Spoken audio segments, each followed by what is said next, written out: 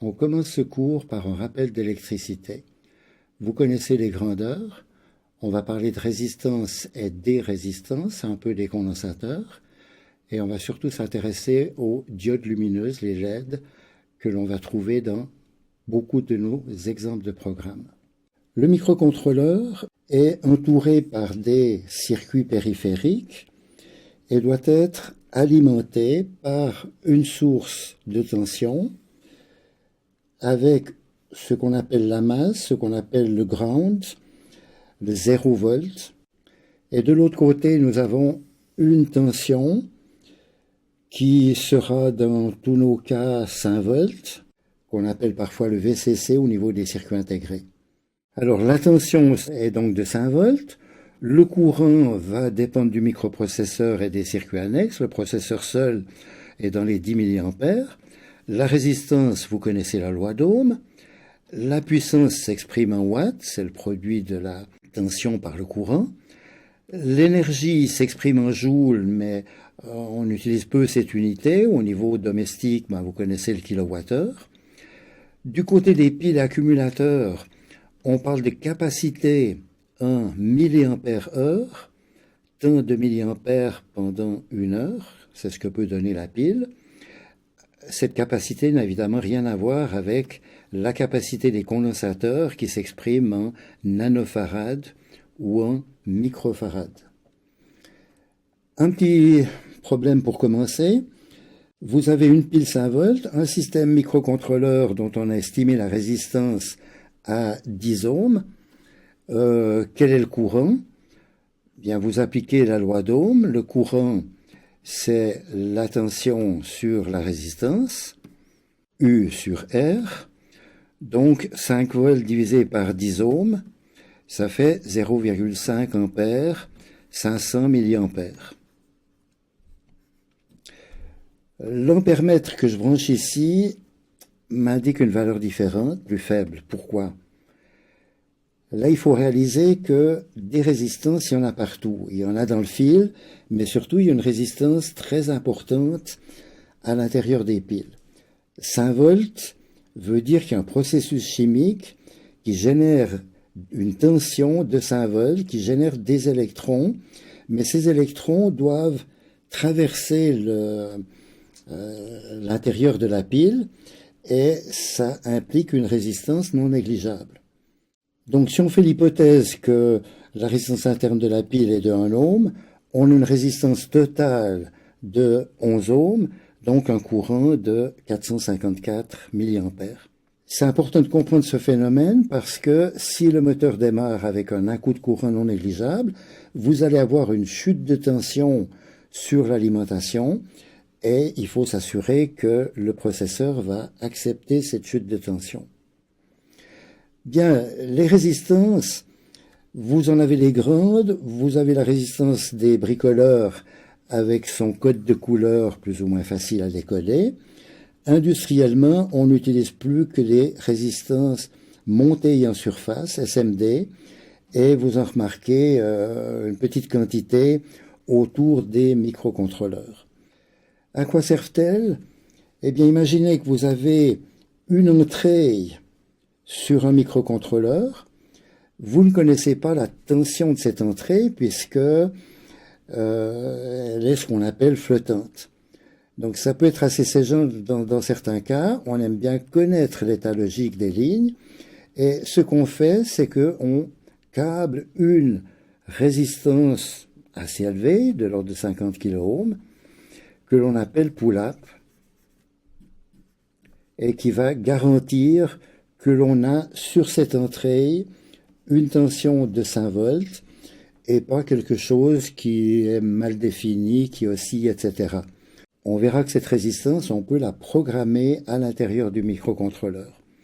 On pourrait aussi avoir une résistance pull-down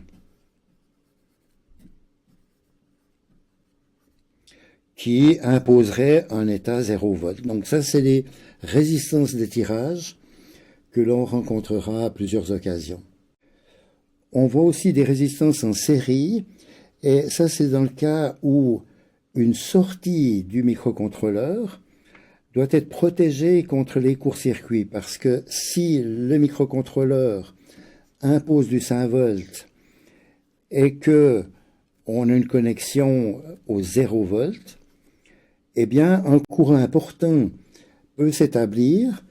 Il est limité par la résistance interne de la sortie du microcontrôleur, mais que l'on essaye d'avoir aussi faible que possible, donc il va y avoir échauffement. Donc on peut rajouter une résistance série supplémentaire qui évidemment va réduire la tension de sortie quand on câble un élément. Bien, les condensateurs, ils ont différentes formes.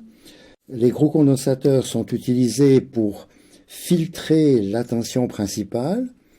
Et vous voyez qu'autour d'un microcontrôleur, vous avez des petits condensateurs, il y a celui-ci et celui-ci, qui ont une valeur de l'ordre de 100 nanofarads, alors que celui-ci est dans les 100 microfarads. Et pourquoi une capacité si faible? C'est parce qu'en fait, ce qu'on cherche à filtrer ici est un signal qui évolue lentement, autour de 50 Hz, alors que au niveau du processeur, on a des variations extrêmement rapides, des impulsions de consommation de courant quand les circuits à l'intérieur du processeur commutent. Alors ces impulsions de quelques nanosecondes doivent être filtrées avec des condensateurs les plus proches des pattes du circuit pour éviter la chute de tension des conducteurs. Autour des quartz, vous trouvez aussi des capacités qui, elles, font seulement 22 picofarads et qui sont là pour faire en sorte que le quartz oscille mieux. Donc ça, ce sont des capacités qui ont un rôle logique et celle dont on a parlé avant, c'est uniquement du filtrage. Bien, la résistance, évidemment, on l'utilise énormément avec des diodes lumineuses. La diode lumineuse est toujours câblée avec une résistance. On va voir pourquoi il faut limiter le courant. Et puis maintenant, si on connecte cette résistance que je mets toujours du côté de la patte courte, pour qu'on ne perde pas ce repère utile de la patte longue qui est l'anode et de la patte courte qui est la cathode, eh bien le courant va passer à travers la diode et va l'allumer. Et maintenant, si on veut câbler un processeur, mettre un microcontrôleur, eh bien on a une solution qui est de dire quand le microcontrôleur mettra sur sa patte du 5 volts, la diode va s'allumer, mais on pourrait tout aussi bien envisager la solution où le microcontrôleur doit imposer du 0 volt pour que la diode s'allume. Alors, laquelle est préférable? De nouveau, les électroniciens préfèrent le 0 volt pour des raisons de construction interne des transistors, on ne pourra pas rentrer dans ces détails. Donc voilà, expliquons mieux cette diode lumineuse. Et pour cela, vous connaissez les graphiques dans lesquels on représente la courant en fonction de la tension. La loi d'Ohm, avec une résistance, vous donne la proportionnalité, c'est linéaire, et si vous avez typiquement une tension de 5 volts avec une résistance d'1 kΩ, vous allez avoir un courant de 5 mA. Voilà. Alors maintenant, si on considère une diode lumineuse, sa caractéristique n'est pas linéaire. Vous savez tous qu'une diode ne laisse passer que le courant que dans un sens. Mais en plus de ça, vous avez un seuil de conductivité. Et pour une diode rouge, c'est à partir de 1,3, 1,4 volts que tout à coup, le courant commence à passer.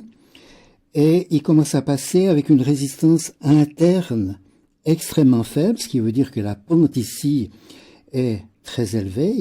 Et si vous dépassez 1,5 volts, vous voyez que le courant va gicler vers les 50, 100 mA, la diode fera un petit flash, et puis c'est terminé. Donc, ce que l'on fait, c'est qu'on rajoute une diode de protection, une résistance série, qui va limiter le courant. Et du point graphique, eh bien, on n'aura aucun courant jusqu'à 1,5 volts. Et puis ensuite, augmentation linéaire, pratiquement du courant. Et vous voyez que puisqu'on perd 1,5 volts dans la diode, eh bien, pour 5 volts, eh bien, on a 3,5 milliampères. Alors, on peut maintenant envisager différentes solutions. Quel est le courant dans ce cas-là? Eh bien, on a 1,5 volts ici, 3 volts ici, il nous reste 2 volts à travers la résistance, donc on aura un courant U sur I, 2 volts sur 1 kilo-ohm, 2 milliampères. Dans ce deuxième cas, on a voulu partager une résistance entre deux diodes. Alors d'un côté il y a une rouge, de l'autre côté il y a une bleue, donc j'ai pas dit que les diodes avaient des tensions très différentes. Le bleu et le rouge, le blanc sont plutôt dans les 3 volts. Que se passe-t-il? Dès que vous dépassez 1,5 volts, c'est la diode rouge qui prend tout le courant et la diode bleue ne va jamais s'allumer. Et même si vous mettez deux diodes rouges en parallèle, elles n'auront pas exactement la même caractéristique, la même courbe de transfert. Et puis l'une des deux va être un petit peu plus lumineuse. Puisqu'elle devient plus lumineuse, qu'elle prend plus de courant, sa tension augmente. Donc l'autre va pouvoir récupérer un petit peu. Donc il faut toujours avoir des résistances propres à chaque diode. Et là la question c'est, j'ai une diode rouge ici qui va bien avec 2 kilo-ohms. J'aimerais mettre à côté une diode bleue. Quelle doit être la résistance? Alors là, c'est plus un problème électrique. On peut naturellement dire, je veux le même courant. Mais ma donnée, c'était d'avoir la même sensation lumineuse. Et là, les diodes ont des différences d'efficacité lumineuse considérables. Et c'est spécifié, mais les spécifications ne sont pas évidentes à bien lire. Donc, on est amené parfois à tâtonner un petit peu pour fixer des valeurs de résistance équilibrées. Dernier petit truc qui vous rendra service. Pour vérifier une diode lumineuse, vous pouvez simplement prendre une petite pile ronde de type CR1632 par exemple et brancher directement la diode dessus. Ah, mais direz-vous, on doit toujours mettre une résistance en série sur la diode. Oui, mais là, la résistance, elle est à l'intérieur de la pile. Hein, c'est une pile qui n'a pas été conçue pour débiter du courant comme la plupart des piles. Elle a été conçue pour durer et garantir, par exemple, que votre horloge à l'intérieur du microcontrôleur fonctionne même s'il y a coupure. Disparition du courant. Donc là, vous avez de l'ordre du kilo-ohm à l'intérieur de résistance, et le courant va être limité. Voilà, on a donc vu le rôle des résistances et condensateurs, et on a mieux compris comment utiliser une LED dans un montage.